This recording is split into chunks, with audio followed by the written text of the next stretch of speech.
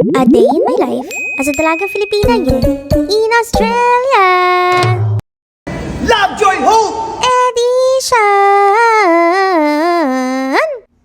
Nga at pumunta ako ng IKEA para mamili ng sofa. Pero sa dami ng aking nakita at haba ng aking nilakad, parang nabukan na rin ang aking pangarap. Charot! Anyway, habang naglalakad nga ako ay na-realize kong hindi na nga mapipigilan ang pagdating ng Pasko. Ilang araw na lang at makakakain na naman ng engranding hamon at keso. Kaliwat kanan na naman ng mga reunion natin dyan. Pero pumarini nga at tayo na ay mag-aminan. Alam naman nating reunion man yan kung tawagin, pero plastikan pa rin for the win. Na charot! Iiwasan mo pa rin ang tita mong magtatanong kung kailan ka mag-aasawa na para bang magbibigay siya ng 20,000 kung makatanong siya. Lalayuan ang mga magsasabing, anong nangyari sa'yo? Bakit tumaba ka? Nasa sobrang GG mo ay gusto mo ngang kainin na lang din sila.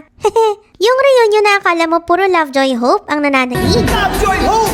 Pero pag games na may cash prize ang usapan ay hindi pa dadaig. Yung reunion na akala mong punong-puno ng pagpapatawaran. Pero pag lagpas ng Desyembre naman, inheritance ang pinag-aawayan. Charot!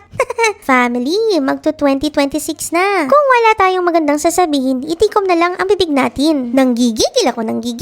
Anyway, sa kabilang dako naman ay 5 days till Christmas na nga at ang taong bayan ay biglang kinulat. Si Sarah na disgrasya ang ulat. Parang tabako lang na each day nga ay sabi, the plot thickens.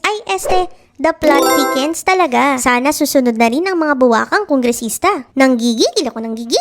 O siya, hanggang sa susunod na lakbayin ng kapitbahay niyong high bloodin. Bye!